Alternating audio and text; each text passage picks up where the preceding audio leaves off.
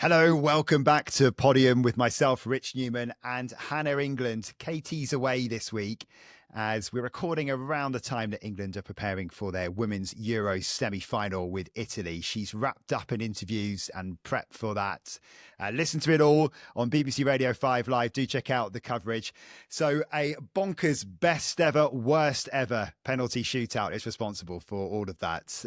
We've got so much coming up for you on this episode, though. A chat with Andreas Trajkovski, long jumper and founder of Jumpers World. The fallout to Ruth Chepng'etich's failed drugs test, the European under-23s, and of course, the London Diamond League meeting. So loads to cram in the next hour or so. But first up, Hannah, you've been on quite the tour recently and you must be shattered.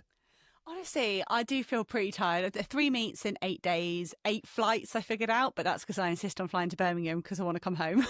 But I'm tired, and but I loved every bit of it. And I do always catch myself when I'm tired and I think, well, at least I've not got a training session, or at least I'm not this tired. I'm sat in the meet hotel thinking, I'm trying to make my brain work, not my legs work. And I'm always quite thankful I'm in this next phase. Not having to then deliver physically. But yeah, all good fun. And I've actually got quite a bit of a break now. My husband coaches a lot in Britain and we've got our national champs coming up. So family priorities sort of shift now for 3 weeks or so, just to get behind him and his athletes and give him all the support he needs for our British champs. But it's been nice. It's been nice. What have you been up to? Yeah, we're about to go into a little bit more of a sort of quieter period, aren't we? But I hope you got, I'll come to me in a minute, but I hope you got a little bit of play involved in there as well. Did you manage to catch up with some friends and have a bit of downtime? Not much until after London Diamond League, and then we went to the pub in the Stratford shopping centre, and that was really nice. It was absolutely jam packed. Jake Whiteman there, which was lovely, and he was we were reliving his episode, and he had a great run in London. Yeah, he was a fan of the pod, and that was probably my big relax was on Saturday afternoon.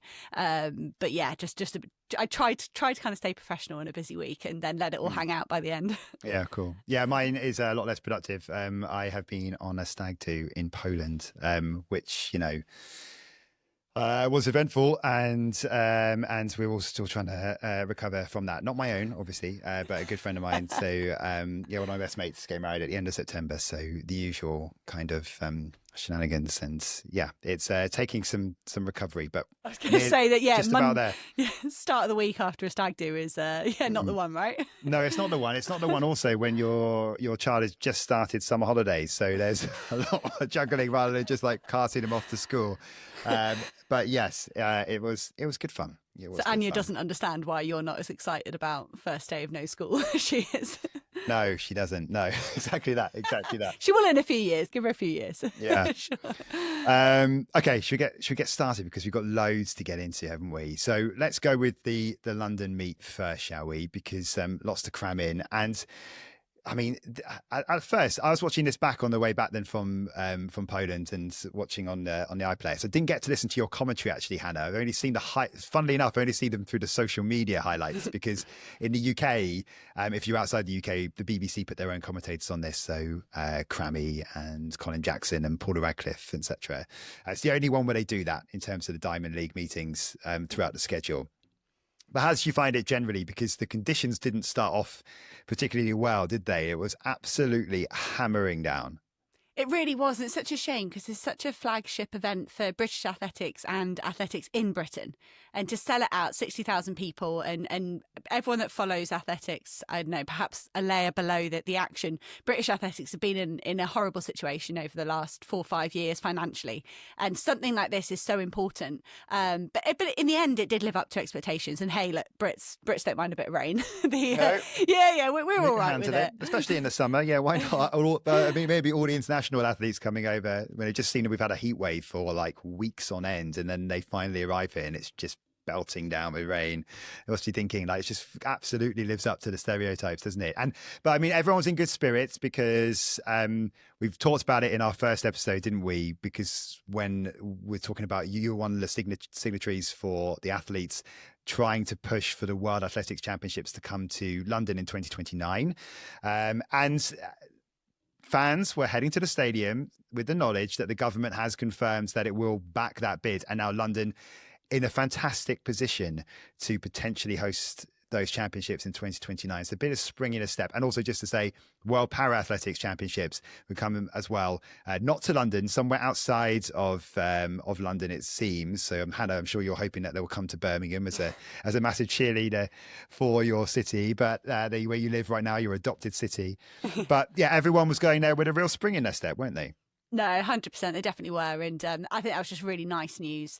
And even though we had a bit of rain, I think the athletes totally lived up to the occasion. I want to say, I think the field events were kind of disproportionately affected by the weather. A lot of them start before that TV window. You might have seen Femke Bol hurdling in the rain. But after that, it seemed to pretty much clear up. But you look at particularly the vertical jumps landing on those wet mats. I think that they did a really good job to perform well. But like Miklas Alekna was one of the highlights in the field events. That world Diamond League record, not a world lead, that's his own world record, but the Diamond League record is 71.70.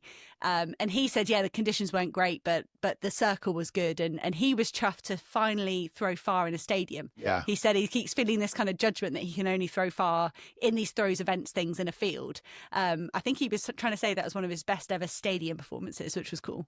Yeah, that's they got thrown a lot of shade, don't they? Some of the throwers who go to the likes of Oklahoma, and yeah, the conditions are incredible when those early season throws, and they set the standard for a long time. You get lots of world records, but I think he sort of felt like that performance kind of vindicated the kind of form he's actually in, going into a championship year. Yeah, I think he definitely sounded like he was very happy with that. So yeah, he made the most of the hand that he had. But I mean, the conditions actually later on, they did sort of clear up. They're actually pretty perfect, weren't they, later on? Because I guess it was kind of warm, probably quite humid, I guess, could be a little bit muggy, stopped raining. But we'll come to those track events in a moment. What do you want to highlight in terms of away from Alekna, in terms of the field events that you saw? Well, we had a fantastic long jump, and it was brilliant to have the men's and the women's, to have both events as Diamond League events in the same meeting was kind of fun. And they give them an elevated platform on the back straight, so they're really up with the crowds. And a lot of the athletes say that's a wonderful environment, but they have said over the years that runway is hard work, that it's bouncy, it takes some getting used to. And I think a bouncy runway when it's also wet was hard. And the men's long jump, Wayne Pinnock won by a centimetre over Miltiades Tentoglou. But Tentoglou said in the mix zone, that's really impressive. Like what we have done, what that field's done in this weather to jump those distances means we're all in fantastic shape. So Tentoglou was excited about that. But then there was confirmation from Wayne Pinnock that he's definitely changing to Turkey. Yeah. He said that a lot. There's no more rumours about that. It's absolutely confirmed in a load of interviews. So you've got this split now. Tentoglou saying, I'm all for Tokyo, and Pinnock saying, I can't go to Tokyo because I'm changing allegiances. I'm all for the Diamond League. And it's just a shame for me there to see that kind of split in focus now from the athletes that came first and second. Yeah, we're going to have a big conversation about this in the next week or so, aren't we? We're going to dedicate a bit of time, I think, next week to this situation with the Jamaican athletes who are switching allegiance, just to try and get a bit more of an understanding as to why it's happening, that it's not all about money, but that ultimately it comes. I think a lot of it comes down to support, but we'll get a bit more into that in the coming weeks. Really good performance by Morgan Lake in the high jump. A bit of a breakthrough really for her. It's been around for a long time, and I say a breakthrough because that is a hugely significant win, her first in the Diamond League. To take your first ever Diamond League win, a lot of athletes talk about that being important, and I think it is important. And Morgan has been jumping at high level for years and years and years. But to take a win is super important. And you can say stuff like, home advantage, being comfortable with that weather when some other athletes might not be. But at the end of the day, she jumped very well. She beat Elena Patterson. Yaroslava Mahuchik was fourth. So Morgan Lake beat most of the main competitors, and Topic was at the under-23 championships. We might touch on her later. Olislagas is at home training in Australia. But Morgan Lake, a great win and a brilliant third time attempt at 2 meters. She's got a new coach, Yannick Trogaro. Things are looking really good for her. She looks very energised in what could have been kind of a post-Olympic blues kind of year. Actually, it's beyond Mahuchik and maybe Olislagas in terms of the form that she's shown this season. Beyond those two, there's a real opportunity for Morgan Lake, isn't there, to get onto the podium? It feels quite open in terms of at least the bronze medal spot. I mean, if you're saying right now you put the gold and silver on Mahuchik and Olasargas right now, that's what my bet would be. But bronze is really open. It really is, and high jump it's a weird. Athletics is unique in every competition, but if you're not hitting your groove, and Mahuchik she couldn't make it work on Saturday. She was trying different things, and she just wasn't comfortable. And like I said, it was wet, but it wasn't horrendous. We're not talking monsoon or anything.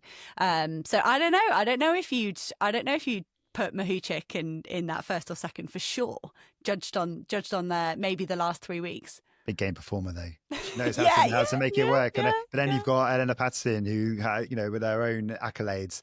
Honourable mention as well for Olivia McTaggart in the women's pole vault.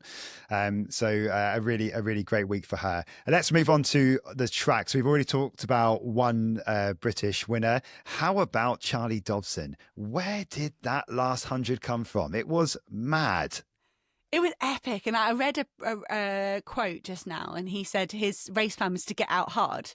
And I was thinking, and he said he thinks he did, and so if he still attacked the first half and was still that strong in the last 50, that's so exciting. And maybe he knew that in training. I've got to take a risk. I've got to put myself out there. But all eyes were on Matt Hudson-Smith. He won in Prefontaine the other day. He looked like he's going from strength to strength. And Charlie Dobson just to nip through like that the last minute and take the win. I hope those two go head to head at the British Champs. But Charlie Dobson, though, when we look at his individual aspirations, perhaps to make the final in Tokyo, but from a relay point of view as well, we had Lewis Davey go 44 in the pre-race programme as well. Like, for a British point of view, it was a great day for the 400 metre guys. Yeah, it was. And I mean, there's been a lot of talk about Charlie Dobson for a number of years, and he finished the season incredibly well with the Diamond League final last year. We did something very similar. Never, ever write off Charlie Dobson because he can come through. How did that happen, though? Like, what happened to everyone else? Because we can talk about how fantastic Dobson was at the end. Hudson-Smith really did tie up at the end, didn't he? He looked really tired for the last 100, but he still had to come through an entire field pretty much. I think there was I can't remember now who it was. There were three of them. I think it was Nene, Matt Hudson-Smith, and perhaps Holder, the Australian on the Australian went sub 21 through the first 200, and then it was in a world of pain. But Matt, I think it was just this like tension, trying to force it. And we see that a lot in every event, in all the running events and the field events. If you force it, it just doesn't work. You lose your technique, you lose all the sort of the finesse behind it. And for me, I think Matt just responded to Nene and to Holder and tied up. And then Dobson was just allowed to relax and fly through the field. Coming from behind like that is always easier. It's always nicer. But you can't, you have to have the fitness to do it. It's not just a matter of, wanting it more or executing your race or that. You have to have the fitness as well. And Dobson's definitely got it. Yeah, I mean, just about Hudson-Smith, just before we move on from this then. I mean, we saw what happened at the Olympics last year, where we thought he basically had gold in the bag until he was beaten right at the end. Is that, if you had to pick a weakness, is that maybe what as a coach you'd be trying to iron out then, in terms of just tying up at just the wrong point? Unfortunately, yeah, I think Matt is often vulnerable in the last 40 or 50 metres. And I think he knows how to find his limit in every race. He rarely walks away thinking, it really looks like he should have kicked earlier, kind of thing. He does always empty the tank, and I think his coach, they work a lot on different segments of the race, and I would love to know what their plan was for Saturday, because it looked like hard from 100 to 300, like sort of wind it up from there, but maybe that left him without much in the tank for the last 100. So there'll be a decision. They'll go away and change something, and but yeah, it's concerning. But then whatever. I think if he was going to get beaten by anyone, to get beaten by a teammate is probably all right. Yeah, and he knows what he has to work on, and he'll be well aware that this is one of those things that you just don't want it to happen too often. Otherwise, then mentally that can become a thing, can't it?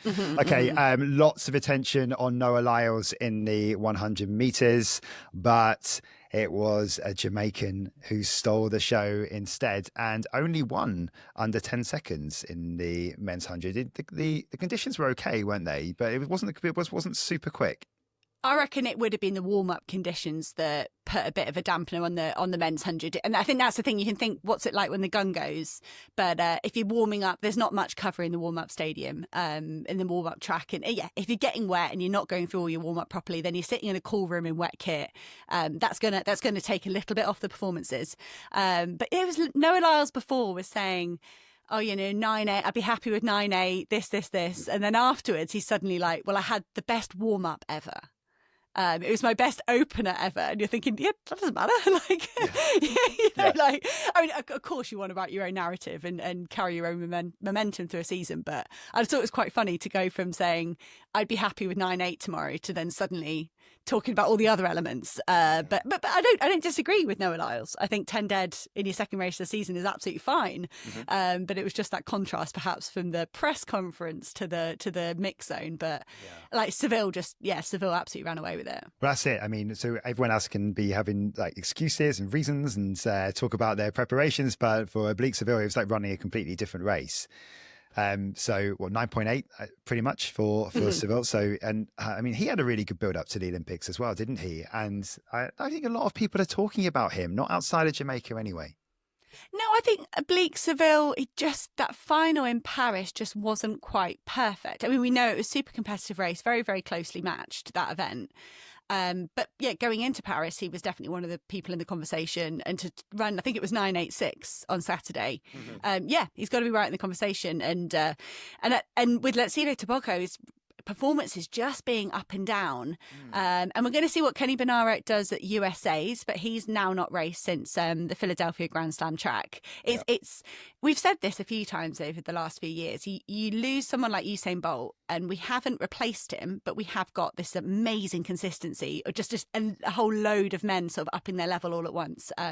So if you didn't love 100 anyway, if it already wasn't our blue ribbon event in athletics, like it's definitely going to be with the spread of athletes we've got involved. Yeah, because we're talking about the last few weeks about how Tobocco has looked really good in the 200. So he's made his comeback, and he looked pretty decent, didn't he? I know he was beaten by Lyles in Monaco at a previous Diamond League meeting, but it's now 6 races over 100 meters, hasn't dipped below 10 seconds yet this season. I know we talked about the fact that he was nursing an injury, which we're pretty sure he took care of, but can't quite nail it at all at the moment. Can he over 100? 7th on Saturday, and actually 2 days before he ran a 10:07 in Italy. So again, wasn't really putting up any trees there. I mean, over 200, he's a force to be reckoned with at the moment, but over 100 at the moment, there's a lot of work to do. There is, but he has got time. And you look at Seville, and you look at Tobocco. Seville's already done his Jamaican trials. He's already qualified. Tobocco won't have to do, when we look at the landscape of the next 3 weeks, but then Lyles doesn't either. He's got to buy. No, exactly. Yeah. There's a few athletes that are going to go and have to fight for their positions at national championships, and they're at a disadvantage in my mind. Mm-hmm. Whereas these ones that potentially trying to find an extra 4 or 5%, they've got plenty of time. Mm-hmm. We haven't got any Diamond Leagues now till Silesia. What's that, like middle of August or so? That's right, yeah. So there's time there. And when we look at the women's sprints, that's where Julien Alfred has the advantage to me. She's not got the trials when all of her big competitors, apart from Gabby Thomas, who she will have to do the trials because she's not world champion. So did Sha'Carri Richardson win in Budapest? No, Sharika Jackson did. Sharika Jackson's the only one. So many of them. But yeah, like Julien Alfred can just keep her head down now and train through the next few weeks. But she looked great in London as well. Yeah, she looked fantastic, and a good performance as well from Dina Asher-Smith, because maybe we waited for that for quite a number of months now, and she's put in a lot of time into some longer stuff, hasn't she? Which I'm not sure I've seen that. Correct me if I'm wrong, but not so much in the previous years. And she'd raced a lot over 400. Of course, Grand Slam track helped that, but I'm wondering whether we're starting to see the benefits of that now. It's a lot. You can't draw lots of conclusions from one race, clearly. But distant second to Julien Alfred, who was just an absolute class above. But she looked good, Asher-Smith. No, so Dina Asher-Smith changed coaches from John Blackie, who was their coach from 12 or 13 or so, to Edric Floreal last season, which is a big move to change in Olympic year. And I feel like he's very regimented with this. You must be able to do these parameters to succeed at 100 and 200. And I hope that that's all going to come to a head for Dina Asher-Smith this season, that she's sort of had it takes a couple of years to get into a new training regime. But I do wonder, though, if the secret for Dina Asher-Smith on Saturday was the fact that Amy Hunt was right there. It's just what you need, is a Brit, another Brit right alongside you, just to help you find something in the last 40 or 50 metres. So that could have helped. And again, good performance from Amy Hunt, her PB for her again. So she's in great shape this season. First PB since she was 17. Yeah. I think is pretty cool from Amy Hunt. But there was one thing from these sprint events that was curious to me, was Kashane Thompson and Sherika Jackson in the 4x1. Yeah, and but nowhere near like the individual events. And I wonder what that dynamic was like, maybe in the, like, you know, on the warm-up track, Noah Lyles maybe getting a little glimpse of Kashane Thompson, and Tebogo was there as well, but we just didn't get the matchup. Yeah, and it was good. Like, I did watch Sherika Jackson particularly, watch that really carefully, because I think, to me, when she's not 100%, you can tell in her running form. It's not fluid, it's not smooth, but she did the lead-off leg for Jamaica and looked brilliant.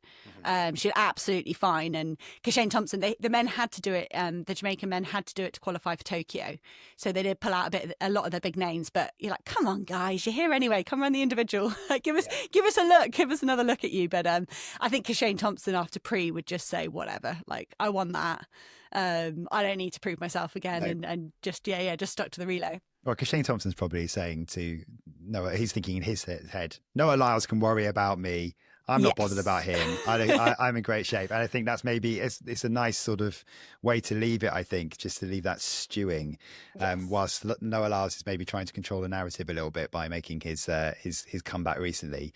All right, that's the sprints. Let's move on to a bit of middle distance stuff, because again, Georgia Hunter-Bell in front of a home crowd, maybe she is one of the form 800-meter runners at the moment, and you've said it a few times, Hannah. You're backing her for the double, starting to enter the conversation a little bit more now as well, isn't it, from her own point of view?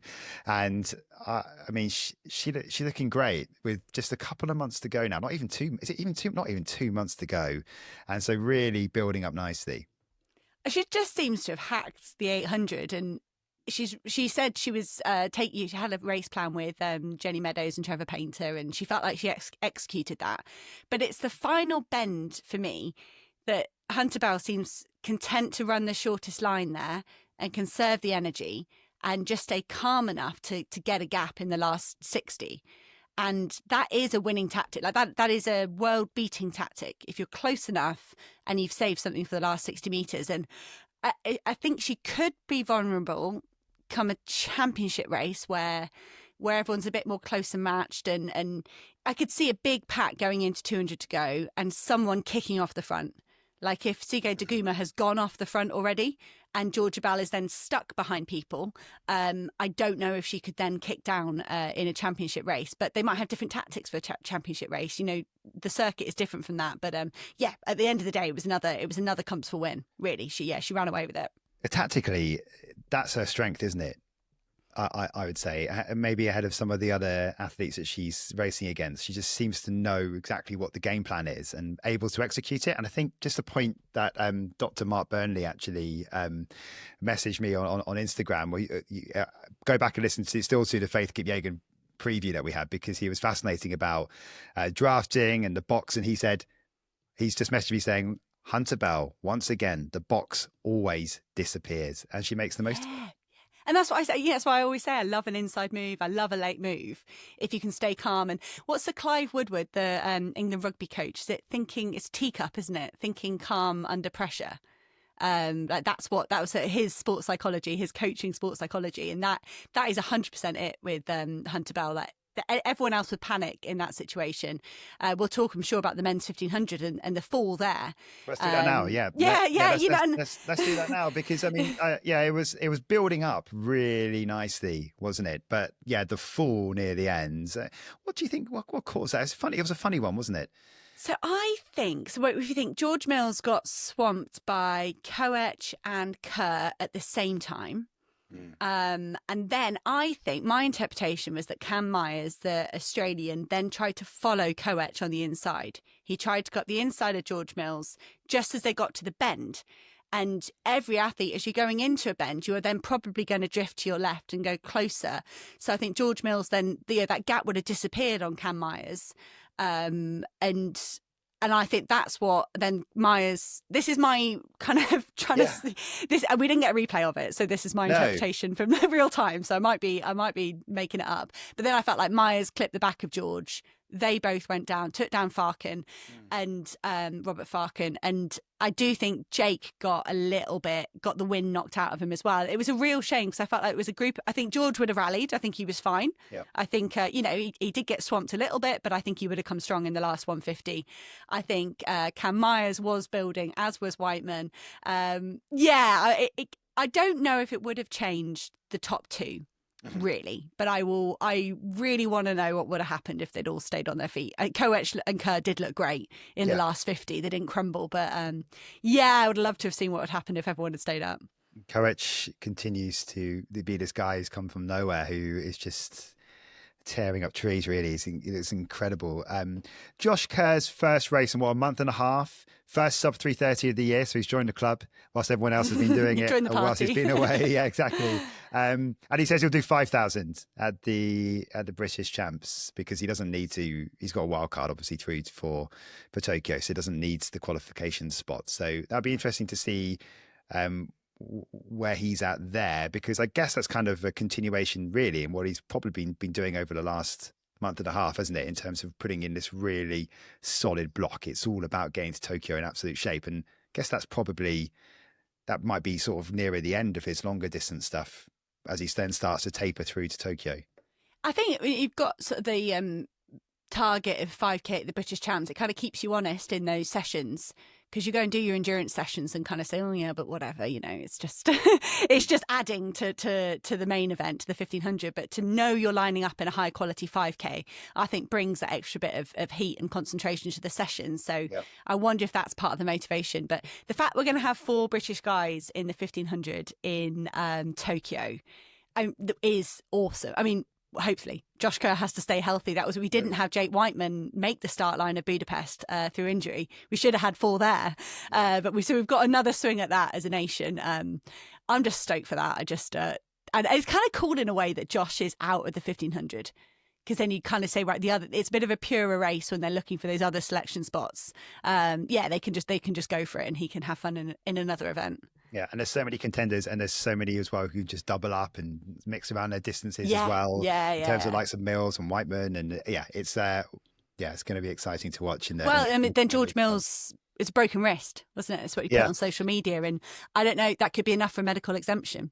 We've got 2 weeks till British Champs, and it could be him and his team just say, we can't risk going into a contact environment and refracture. At the moment, a fracture could heal easily before Tokyo. Yeah. But so I don't know. I think that would be a last. I don't think George Mills would want to skip the trials at all. But I think that's quite upbeat about it. I think he's sort of a bit philosophical on social media, saying this could have been a lot worse. I've got a fractured wrist. And I mean, you'd take a fractured wrist, wouldn't you? Out of all the things that could have happened. Exactly. Quick mention of the men's 800. We got another matchup between Wanyonyi and Arop. Arop looked good, better than how he shaped up in Monaco. Much better, and I think Wanyonyi really got his tactics right. It was like he slightly eased off with around about 250 to go, and Arop just kind of took the bait. He just absolutely went for it, and I think it was similar to the 1500 meters in Philadelphia, where Arop really went for it kind of down the back straight there as well, and was then just vulnerable in the home straight. But you can't, Marco Arop much more switched on and much more positive than he was in Monaco, but he just lost out in the closing few meters. And Emmanuel Wanyonyi, that's a 4th Diamond League win in a row. I mean, that, like, you can't be having a better season than that. It's just absolute perfection. I genuinely, I can't see him getting beaten in Tokyo. Can you not? No, you don't think Arrow can pull this back? I think Wanyonyi's still got. I think he's still got stuff to do. He said he's only at 80% in his training. I mean, I don't know what that means, but another 20% and he'll break the world record that he's talking exactly. about. Yeah. We project. What are they talking? It's talking sub 100 seconds, whatever it is. Yeah. Project 99. I would love Marco Arop to find another 0.3 or whatever to give him that edge. But right now, Wanyonyi, it seems to be able to win it anyway. Front running, being strong in the closing stages. But it's going to be a great race, the two of them, whatever. Let's finish this section with Gulaf Segay. We can't not mention her because, again, one of the fastest miles of all time. But, I mean, it looked like she potentially might have blown it from what a crazy first lap. Was it 59 seconds for the first lap? It was like the same as Faith Kipyegon's sub-4 challenge. Yeah. Yeah. It was. She still paid for it, but she rallied. But she did rally really well. And we have seen some times recently where Segay is completely checked out. But for credit to her, she didn't do that this time. I think that's so similar for me. So Lika Klaver gets this reputation for blasting the first 200 and then rigging. And I'm like, that's an old habit. And I feel like that with Segay as well. Like, you're talking maybe even pre-pandemic, like when she started, and maybe into 2021, 2022, she had this erratic pacing that would then make her just absolutely capitulate in the last 400 and everyone would come past her. And she seems to be able, I know it's erratic pacing, she does slow down, but she still wins now and she still wins in a fast time, as long as she's healthy. And we've said that over the last few weeks. So I kind of, previously I would have seen her go out in a 60 and say, well, whatever, everyone else is going to see you at the bell. But actually now I've got a lot more confidence in the fact she can go through in a 2:03 and hold on. But isn't it because of it's always what's like freshest in your mind, isn't it? So you can still cast your mind back to pre and the way that she just faded. Yeah. No, she did. But I'd say that's like she did pop that. That is fair. That's why that's where that narrative comes from still, isn't it? Because yes, there might be the reputation, but then there's still fresh in our mind. That is a recent instance of that happening again.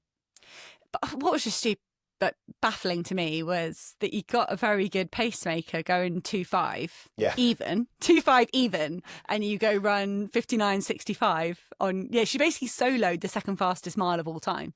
And you look at all the money that went into the pacemaking, all the science that went into the pacemaking for Breaking 4, and all that science that's there about how pacemaking can help you. And she just goes, go and do my own thing. Well, that's why I said, before that I think Faith Kipyegon could have done a similar kind of time on her own, because I think it's almost, she is still, I think, in over 1500 in the mile, a class above Segay at the moment in terms of where she's at. So it doesn't feel like it doesn't feel a million miles off that she could have done that time on her own. And Segay almost proved it. Put them in a race together. I'd love if put them in a race together and Segay doesn't try and lead in the first K. I think if she goes too hard too early, she wouldn't be Faith Kipyegon. But put them in a race together, whether it's taking through the kilometre in 3:55, 3:50 pace, and then let them race the last 500. I think it'd be really close right now. We don't have much time to really talk about the European Under-23 Championships in Norway, but I just want to pick out some highlights. We'll get to Laros in a minute. Henriette Jaeger, I know you're a massive fan of her 400 meter gold, almost a second quicker than a 20-year championship record. So brilliant from her. Success Edouard continuing a successful year so far for Great Britain, because she looked in great shape at the World Relays, didn't she? When she got incredible anchor leg that she produced, and she beat Jaeger in the 200. Audrey Vero has been in great form this season already. 9th fastest time this year, slightly spit off of her national record that she set at the end of May, but very consistent this season, definitely in the mix when it comes to the medals when it gets to Tokyo. And Saga Vanderden as well, with a new PB again, so she keeps on getting better. I just want to mention as well Abby Paulett, because of Great Britain, because she's now 6th all time on the British heptathletes. So, I mean, a lot of scores above her in terms of what she's achieved, but over 6,300 points for her. So she's come away with silver, and that's a really good result for her. And I just want to say that I really like the fact that, we're getting a lot of these athletes who are established on the main circuit, who are already contending for medals, on the circuit, and they are turning up at the age group championships, and like Niels Laros, there's been a lot of attention on him because of what he did in pre and everything, but did an 800 5,000 double, and he's like a great example of that, and he looks the real deal. Well, there was a debate in the pub after London Diamond League when a coach that was there came up to me and he was like, what are they doing? Who cares about European under-23s? Like, Okay. what's? And I was like, point, yeah. I was like, I do. I was like, I care that Niels Laros is trying to do a Stefan Hassan and do a 800 5K double like that. That really intrigues me. And he only qualified for the 8th final as a time qualifier because it all went nuts and you were running World Championship qualifiers in the heats. So he could have set himself an easy challenge in just under 15, but instead he did put himself out of his comfort zone and succeeded. And then his teammate Stefan Nilsson won the 1500 in his absence, but then came second in the steeplechase. In his second ever steeplechase, he took a medal at the European Under-23s. And you're kind of going, yes, you are stepping. Nilsson's an Olympic finalist, but he's choosing to go and test himself in an age group championship. And I think it hones that ability to win.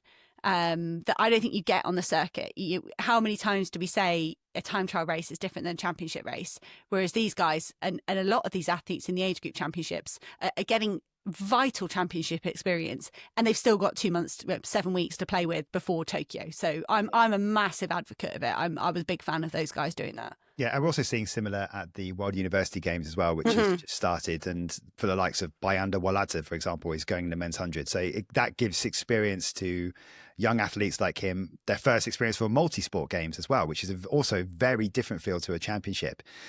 So he'll go into his first Olympic Games, he'll hope, in 3 years' time, and have experienced something like that before. And of course, it's got the Commonwealth Games and everything as well. I'm not forgetting about that, of course. No. But I think, it is great to build up that experience. Some really impressive results and lots of records falling. Yeah. So, right, as it's episode 13, and that's bad luck, we've got to talk about bad stuff, which isn't bad luck. Ruth Chepng'etich isn't the victim of bad luck here. I don't think there's any suggestion it's bad luck. But that's just, you mentioned how incredible it was to work on that event when she ran to 2:09. Yeah. Where does the news of her failed drugs test leave you and leave the sport, I guess, this week? I think in a very uncomfortable position, because I think when you are calling any event, as you know, Hannah, it's you have to say what you see, right? And so you have to believe. And that's always been my way of looking at things. You cannot be making any judgment calls beyond what you see. Your job is to call the action, right? And it was a really hard result to sort of comprehend at the time, to kind of compute what has happened, because we don't get that kind of you don't look at that sort of split breakdown until you get to the end of a race. It doesn't really work like that. You can't really compute. There's too much to take in. You're commentating on the men's race, the women's race, wheelchair races. There's just a lot to take in. So it's not until you sort of come off air that you start to really dissect what's happened. I kind of want to bring you up to speed on the situation just generally, because I think there's some things that are a bit inconsistent in terms of the reporting of this. I just want to sort of get to the facts of what's happened. Then we can sort of maybe have a little bit of discussion about it. We don't want to go on it for too long. But so Ruth Chepng'etich is the world record holder, the first woman to run sub 2:10. She stopped the clock at 2:09.56 in Chicago last October, but she's been provisionally suspended for the use of a diuretic known as HCTZ, I guess is how you'd say it in America, probably HCTZ. Firstly, let's just clarify something that has been misreported in some places. This is a diuretic. It can be used as a masking agent. It's a water pill, right? So it creates more urine, therefore dilutes whatever's in the body. It's usually used to treat things like high blood pressure, swelling, for example. It's just to flush out excess water in the body. She was 190 times over the legal limit that is set by the World Anti-Doping Agency. This is not a small amount. No. More key points to make. The positive test is from the 14th of March. So just discount Chicago for now. Let's just not talk about that for this second. Implications of that, yeah. Yeah, okay. So yeah, we'll come to that. But this is way down the line. This is like 6 months later, okay? 14th of March, that's 5 days after she ran the Lisbon half marathon. She didn't win it. This was an extraordinary result in itself, because she came second and ran it slower than the first half of her Chicago effort. So 1:06.50 in Lisbon, which isn't maybe as flat a course. It's pretty flat. I mean, it's a super halves. It's event, so it's designed as one of the big ones. She went through halfway in 64.16 in October. So that is just gives you some sort of context. So it's about over 2 minutes slower for her finishing time in a half marathon compared to what she ran the first half in Chicago. The drug that she's tested positive for does not require a mandatory provisional suspension under WADA rules. So what she has done is opted to take a voluntary suspension on the 19th of April, having been told by the Athletics Integrity Unit 3 days previous that she had tested positive. And the charge was only announced on Thursday. Possible ban would be up to 2 years. That would start that clock on the 19th of April. All that makes her withdrawal from London make a lot more sense, because at the time she was part of a stacked field meant to go at the end of April. It included Sifan Hassan, Tigesa Stefo, of course, ended up breaking the women's only world record, and herself is a former world record holder, the person that she took the world record off. She withdrew, saying she was not in the right place mentally or physically. So that's where we're at. Okay. So that's the situation. Now we enter a process of waiting to get comment from Ruth Chepng'etich, whether there's going to be any possible appeals, whether she's going to accept the charge. That's all speculation. We don't know what's going to happen. But look, there were doubts at the time. As I say, completely confounded some watchers. Some people want to believe, but now my uncomfortable part of this is the timeline of where we're at. So being caught potentially doing something 6 months later and no evidence of wrongdoing in Chicago means that world record could stand forever. Well, it's been ratified, right? Hasn't it? There's always an asterisk next to records for a while until those drug testing results from the event come back and the shoes are tested and kind of ratified. So I think that, as far as I'm concerned, I'm fairly sure it took a while because they do with some of the road results, but I'm fairly sure I saw an announcement saying that's ratified. And so, you're right, yeah, by the book, it stands. And people could say, oh, a diuretic isn't a performance enhancing drug. It's a diuretic. But it's on the banned list, and that's that. You know, it doesn't matter how it ended up in your system. If you took something that is on the banned list, you broke the rules. And so I hate the kind of ethos that some people bring to this, saying, well, that's not, you should not actually failed for anything that's performance enhancing, because no, it's that the rules are the rules, same as a whereabouts failure. You haven't been, you have broken the rules of our sport, and you need a reason for it, don't you, Hannah? That's the point. This is it. Especially 190 times over the limit. It's a lot. Obviously that just raises the suspicions of what could that try and hide, you know? And that is the question that automatically comes out. And just to say that the reason why people want to believe in a way is because Ruth Chepng'etich went hard. She had a habit of going out hard for these quick times, but blowing up. And this time it stuck. Right? Why did it stick? And that's the really tough thing. That's when you hear these comments around our sport and you know, well, they train so hard, and you're like, but how? Like, how do you train so hard? How do you tolerate a first half like that? And it's, I went on a massive rant to you and Katie about this, about you sort of the pure what our sport should be, and how, you know, training hard, recovering as well as possible, finding your limits, and then people who cheat that system and cheat those stages. And it's really tough here, because I think 209 just shocked the world, and there will be a massive number of people going, I've been proved right now, because of my gut reaction after that 209 has now been vindicated. But we are left in this really tricky situation that there is no evidence that she cheated during that world record. But we know that every time that's mentioned now, people will say, but she then served a ban that started 6 months afterwards. But it's just the kind of, I haven't sworn yet on the podcast. But I'm really close. Like this, just the SHIT that we don't need in our sport, and it just really annoys me. And and I also hate that there's that kind of like, oh well, I'm not surprised either. Like that's just a mentality that I hate to have. I prefer to be like you say, like you've got to just take everything on face value. But it's only so many times you can feel like a mug, isn't there? You go.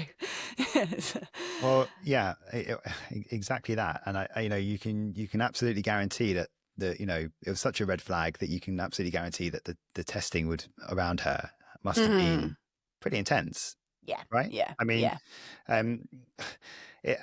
I don't think it's ever going to be fixed because the money is in road racing. Is in cheap. Yeah. Yeah. And it's in and the rewards on offer are huge. And actually there's implications going forward here because the world record's ratified and there's no evidence that she cheated in Chicago.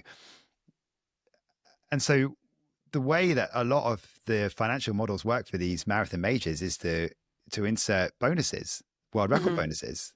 And it's not just there's so many different domino effects here, No, and I think if you fail a test at the event, then there are clauses say you give the money back, and I think that's good. That's an important step that has come in. But I think to compete at Olympic Games, you have to have done a certain number of drugs tests, and we've seen issues with that, with federations not managing that, like the Nigerian Federation, and not having athletes in their team because they couldn't prove that they'd come up to standard. They'd had enough tests in the months preceding, and I wonder if they need to do that for World Marathon Major. You can't come and compete until you've got a bit of a passport going on here that we've seen, and the events can help. They can support that. They can put the infrastructure in for that. I don't know if it's in place for the World Marathon Majors, but you could have people just drop in, run something phenomenal, take the payday, and then disappear. It's not good. And it's not good for from an association point of view in terms of people she's linked with. And we won't go any further than that because there have been situations. But no, there needs to be bigger fines, bigger implications for support people around athletes. There needs to be a deterrent. You cannot turn around and say, I didn't know that was going on. That's not enough of an excuse for me in our sport. And like so I say, that needs to change. There are certain individuals, and you can just look into that yourself, and you can draw your own conclusions. So I just want to just to close this off. I just want to give a shout out to the Real Science of Sport podcast with Professor Ross Tucker and Mike Finch. Put it in the show notes. Search it out. It's a really good podcast, and they did a fantastic analysis straight after the Chicago Marathon about why it could be real, why it might not be real. And they've done a follow-up episode as well, which I just encourage you to listen to both and draw your own conclusions. But this is not the end of this discussion, and we will no doubt be coming back to it in the coming weeks or months, unfortunately. Yeah, and you're going to put the links to those two episodes you're recommending in the show notes, so if anyone wants to have a look at that. But anyway, let's move on to more positive stuff. We're delighted that Andreas Trajkovski, the long jumper and founder of the super popular Jumpers World, has joined us for a chat. We recorded this earlier on today. He's going to be part of our World Championship preview in the next few weeks when we deep dive into the events in Tokyo. But today we caught up with him talking about the success of his social media channels and the future of jumps. Andreas, thank you so much for your time. You've been on the circuit for a while, and yet a lot of people, I think, still don't know that you're the guy behind Jumpers World. It's like you sort of have an alter ego. Yeah, I mean, I found Jumpers World back in college in the US when I was back in 2014. I was living there for 4 years for college, started my company there. Actually, just a hobby to have like a page just to promoting the jump events. But it started out to be like a now full-time job of mine, and kind of very happy about how it folded out over the years. Beginning some great recognition from people, from athletes, and everything, and I'm just happy to help promote the sport as best as I can. So yeah. I mean, let's go back to we'll come back to it in a moment, I think, about Jumpers World properly. We're going to go a bit more into detail about it. But let's just rewind to your background in the sport. So you grew up in Denmark. And how did you find your way into athletics and specifically the long jump?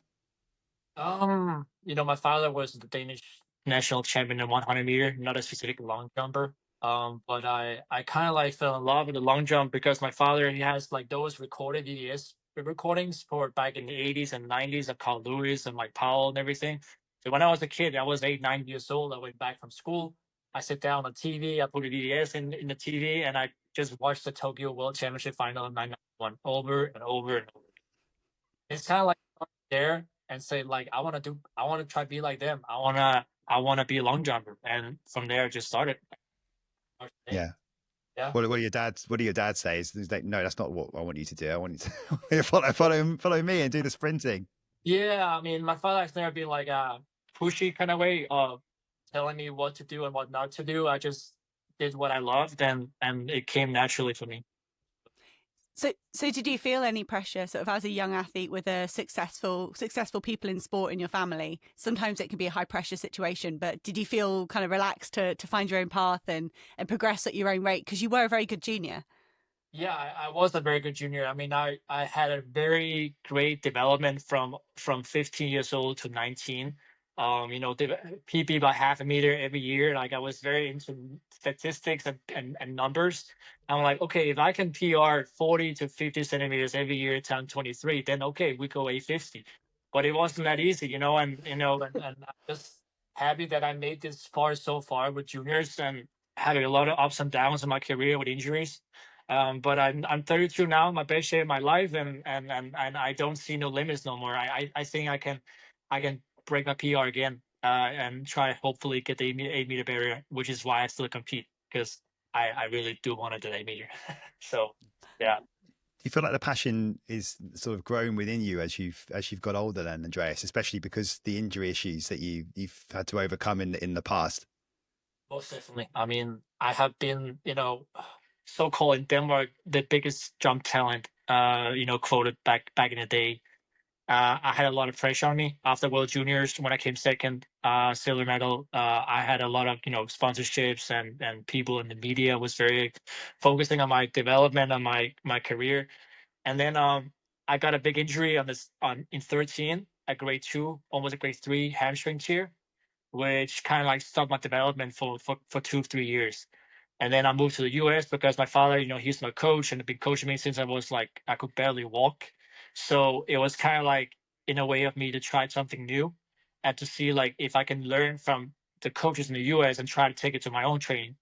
And I think that actually helped me, continue loving the sport, because I was very close to like saying, I don't know if I can continue doing this because I don't see no improvement no more.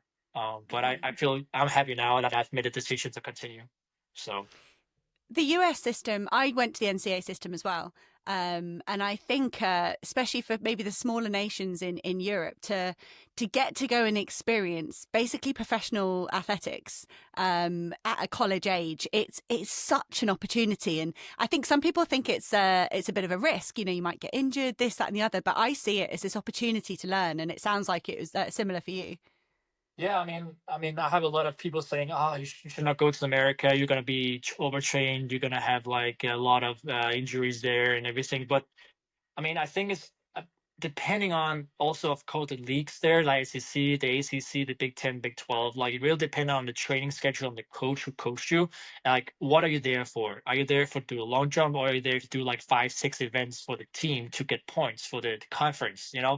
And I told my former coach, who actually coached Tara Davis now, Tara Davis Woodhall, and Travis Gafford, like, Coach, I'm here to do long jump and maybe do a few relays. That's it. And it was a great support of his, and I think it helped me to be the athlete I am today, to get this experience in the US, because you see 95% or 90% of these athletes winning NCAA at the big stage as well. So for me, it was just to get out there and compete with the best. So yeah. Can I go back to asking you about the pressure you were just talking about earlier on when you were a youngster? So what was that like in terms of, I mean, we see it often when a young athlete's coming through, and media, fans, we all get a little bit overexcited, wondering what they can sort of potentially do in the future. Did you find it quite overwhelming at that time? I did, because I was very happy to secure Denmark's first ever World Junior medal in the history of the sport. I won prizes after that. I was named Athlete of the Year, and like talent-wise in Denmark, a lot of media I was not used to. So what happens to a 19-year-old kid there is something like, oh, now I can do everything now. I can actually go conquer the world. It wasn't that case, because whenever there's going to be a lot of people that's going to support you and all that kind of stuff, and in the end of the day, they're only there for a small period of time. And I kind of like realized that in 2 years after my success in the World Juniors. And I think it kind of like hit me mentally that I need to do something else. I need to try to, get away from this environment here in Denmark and try to learn from the best in the US, because I've been following the USA NCAA system for a very long time before I went to the World Juniors. So, yeah. A long way further down the line, can I ask what the decision to start competing instead for Macedonia, what sort of where that came from, and whether there was obviously apart from family links, what was the reason for it? I will say a lack of support in a way of they basically told me straight to face that they didn't think I could compete at a European Championship or a World Championship, or so I lost all of the support, not only for the Danish Federation but also for the team Denmark. Like it's like where you get support from, like they all Danish sports together, and you get funding.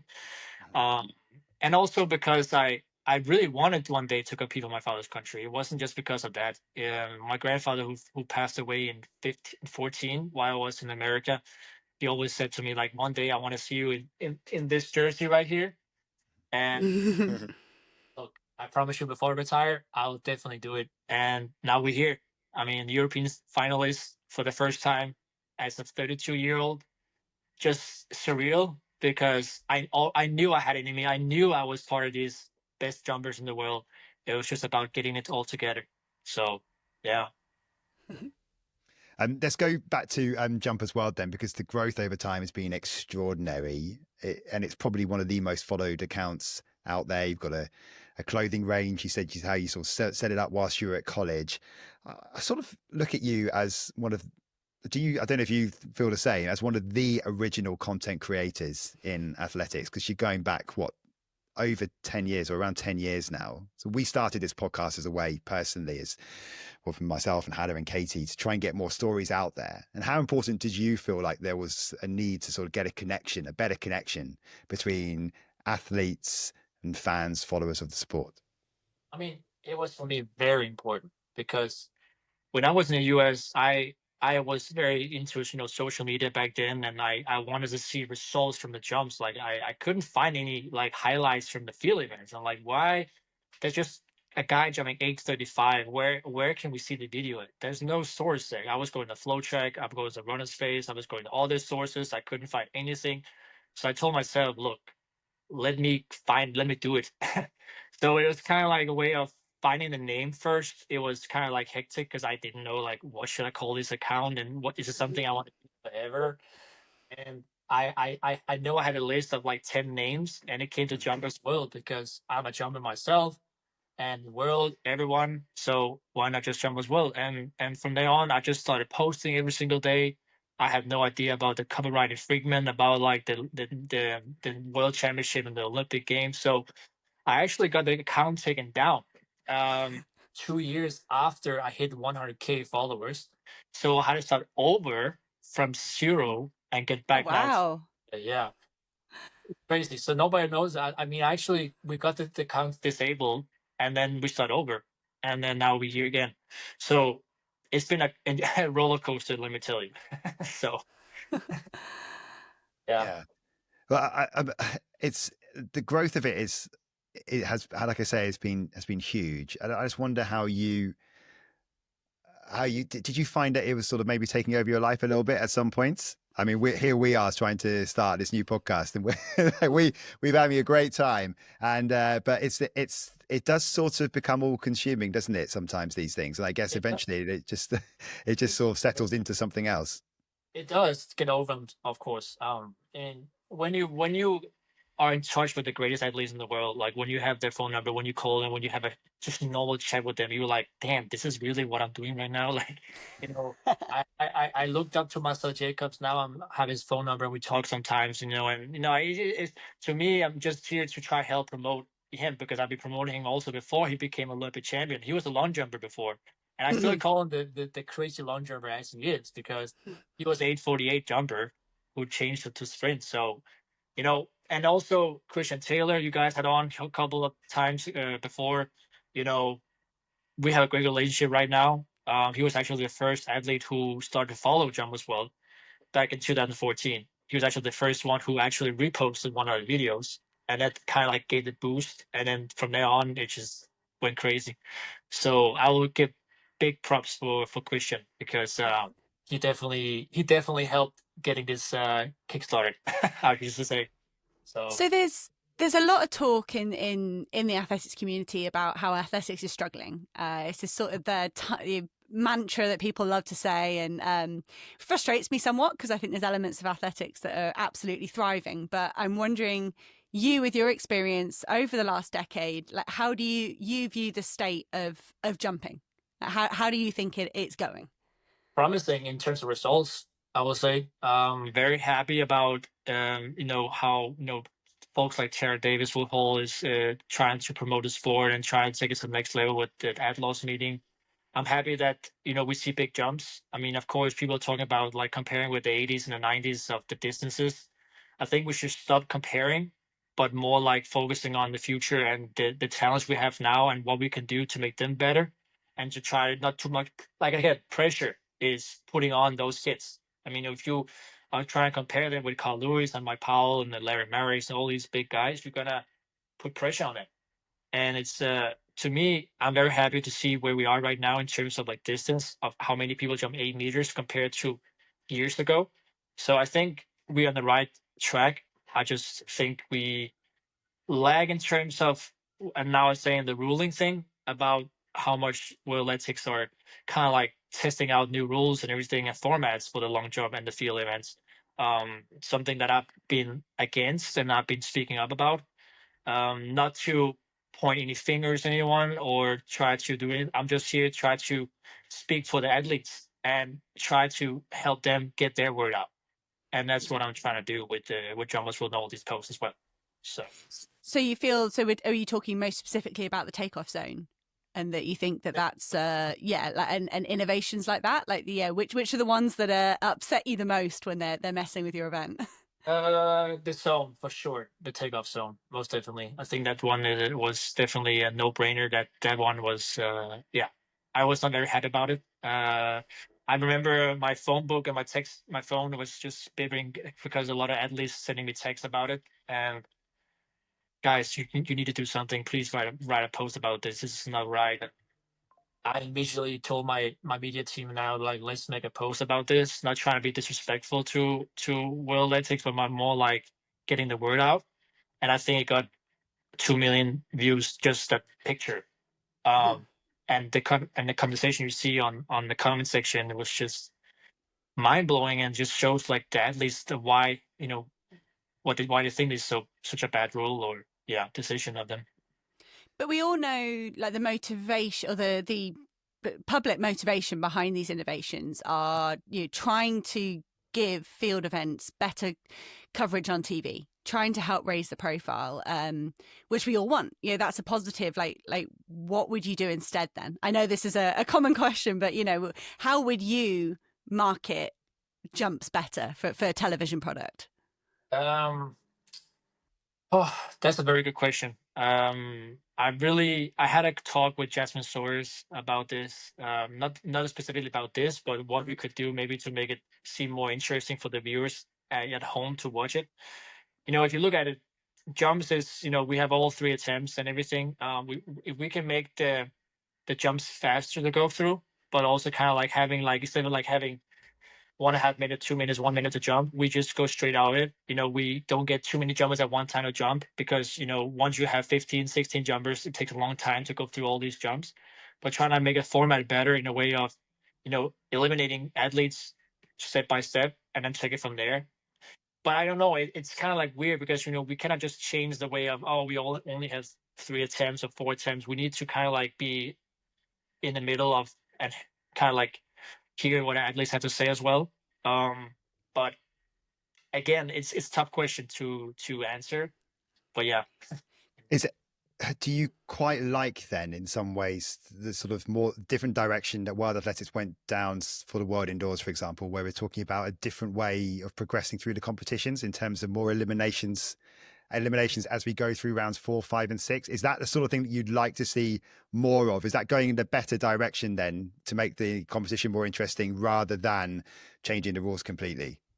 Yeah, I mean, they did it actually. I was actually trying at this indoor season for a silver ladle meeting, a bronze ladle meeting, where they took everyone get one jump, 3 jumps, and then the top 8 gets another jump, top 6 get 5th jump, and then the top 4 get the last jump. I think that's fine. I mean, because you want to have the best of the best on the TV. You know, you want to have coverage for these people, and the fewer it is, the easier it is for television to actually just focus on these 4 athletes. You know what I'm saying?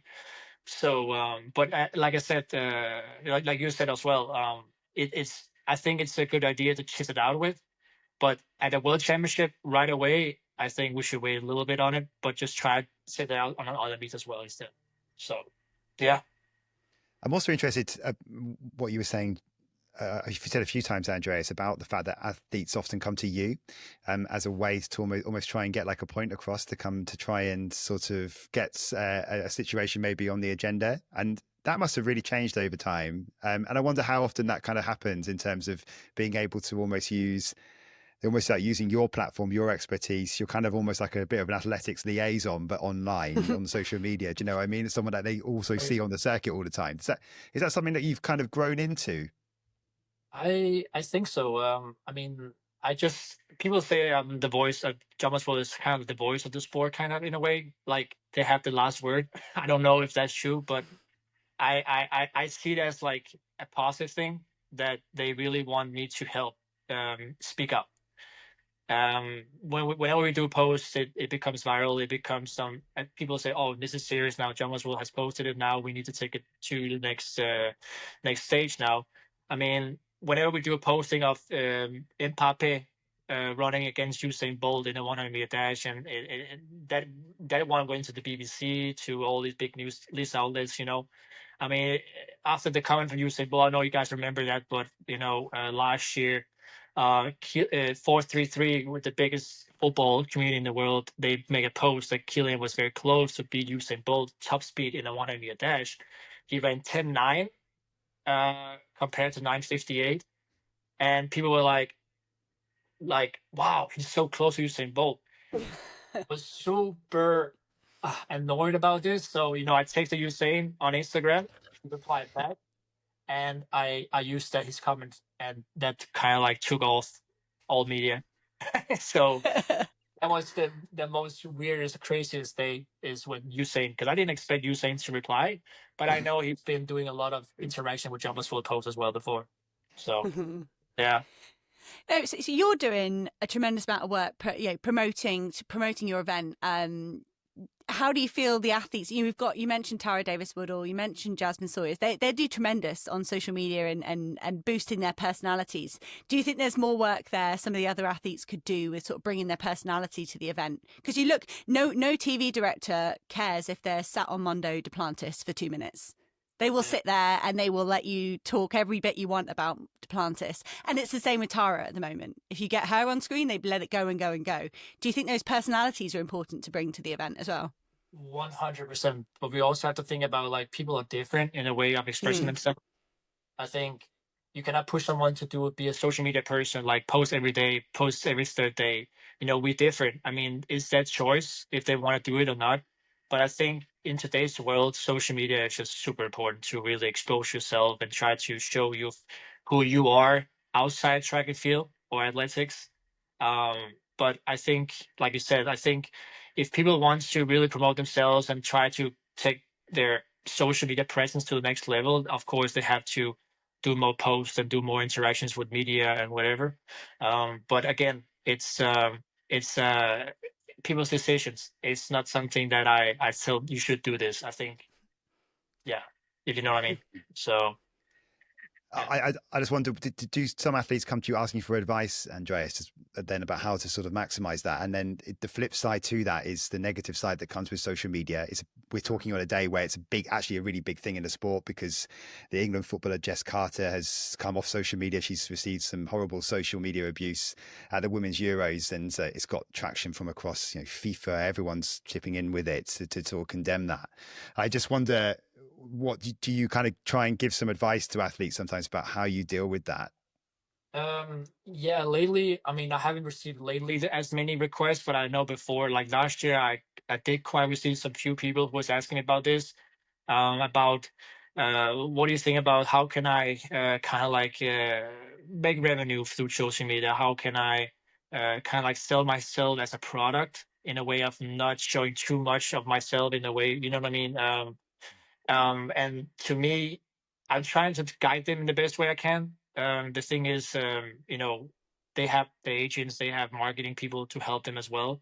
But again, I really wanted to try to help them and guide them in the right direction if they need it. I'm here, like I said, they can DM me, they can send me a text, whatever. But yeah, it's up to them and see if they want some help. So. I want to go super topical. The last couple of weeks, we had Simon Ahammer putting up this post about the vertical plane and the inconsistency of that. And I was hearing rumours that Malika Mahambo was feeling similar at the London Diamond League. That there were we didn't get to. I didn't see it on the footage, but apparently there's some really close fouls there as well. Like, I understand it's faster to use a vertical plane and have a light than have a plasticine and have someone go and look at it. But yeah, I don't know your views on sort of that technology. I mean, that's been around a while now. We're talking 3 years into that. That was also one of the rules that I didn't like about. So we can we can continue now for a long time. No, I mean, I get Simon's Ihammer's frustration because I've been in a similar situation before. I think the role takeoff board is something that we need to look into, especially because there was no issue with the Vaseline board. People had no issues about this. I don't think a lot of people has been having comments about that or having any trouble or problems with it. Since we moved to the laser or the flat surface, there's been so many problems with this rule here. And I'm myself a long jumper. Like, I was 0.7 centimeters to scratch from in European Indoor Championship final. That could probably be a foul for another perspective if I want to wear another shoe, because my shoe shape is different compared to a Nike one or compared to a Puma one. So are we deciding the foul after the foot takeoff, or are we taking it from where it hits? And I think we should make the decision out of when they hit the board first and not when they leave the board. Because the center mass, you cannot change that. You cannot change the center mass because your body automatically moves forward. You know what I'm saying? So I think they should definitely either one move back to the old plastic line, or just make it as whenever you hit the board first, then where you take as a scratch or not. That's my opinion about it. So. And that's frustrating that, it's left up to interpretation of different officials, and that's super frustrating. I think when so many aspects of our sport are totally measurable, to add in a kind of official's discretion must be infuriating for you guys. Yeah. I mean, not just that. We have lots of frustrations in the field events. I mean, in the zone, I'm taking off zone now. The shoe regulations. There's so many things that keeps coming in. How can you decline a world leading with a long distance shoe? Someone jumps in the distance. I mean, I'm just here to think, and we talk about 2 millimeter difference. I'm just here to think, why are we wasting so much time on that instead of focusing on the actual jump and the actual innovation of the sport itself? It's to me, I just don't understand why it will take such a big problem for that. And I'm talking about Miltos Tentoglu's shoe from a couple of years ago when he indoor. So. Yeah, because I remember Unimar Rojas having a jump disallowed as well, and I remember looking it up and thinking I could run a cross country race in those spikes. Like, that's allowed, but you're not allowed to do. Like, I was like, this is bonkers. Like, yeah, it's a really kind of confusing. Yeah, but it was long distance spike now. I jump in long spikes, and it's not because of It's because of it's light and it feels like a sprint spike, and they have a little heel. That's it. Yeah. I don't think that this is going to help me boost my performance by 10% or 1 or 5%. I just want to jump in what I think it's my feet or what I like. Yeah. So it's simple. It's not, So. Andreas, I think we could go through loads of different innovations in the way that we can try and change the sport for the better, for worse as well. We're with you, and we will do. Hopefully in the coming weeks and months with you. It'd be great to speak to you again, especially ahead of the World Championships in Tokyo, if that's possible. And look, we love the page. We love. Let me put my top three on the board on the sheet. I already know, and I'm pretty good at hitting those. How to say, like, bets in a way. Yeah. Okay. Well, we'll see. Maybe we'll have to log it, and then we'll have to review it. Denmark, we can bet, like, there's a bet site where you can bet on the World Championship 2 years ago in Budapest, and it was so much fun because now it's not football. You odds on track and field, and I was hitting 14 out of 16 victories in that kind of like bet. So we'll see. I'm not saying what I'm saying now is correct, but I just have I look into the athlete. I know the athletes personally, and know who is good at performing when it matters and who doesn't. And it's just so fun. So I will definitely give my top three later in a couple of weeks if you guys are cool with that. That'd be awesome. We'd love to. No, we love Jumpers World. We love what you're doing. We love listening to your passion for the sport as well. So thank you so much for coming on. Thanks, Okay, more to come from Andreas Trajkovski in the coming weeks. Thank you so much to him for giving up his time, and make sure, if you don't follow already, and I think that would be a surprise for most listeners to this podcast that you don't, but do check out Jumpers World if you don't know any more about it. That's all for this episode. We'll be back on Thursday with our latest athlete interview. We'll keep that under wraps for now, partly because we haven't decided which one to go for yet, I think, Hannah, because we've got so many fantastic options, but it'll be worth the wait. If you like this, please do give us another 5-star review, follow and share. It really does help us grow this podcast, and it just means we can carry on getting such fantastic guests like Andreas. For now though, thanks for listening.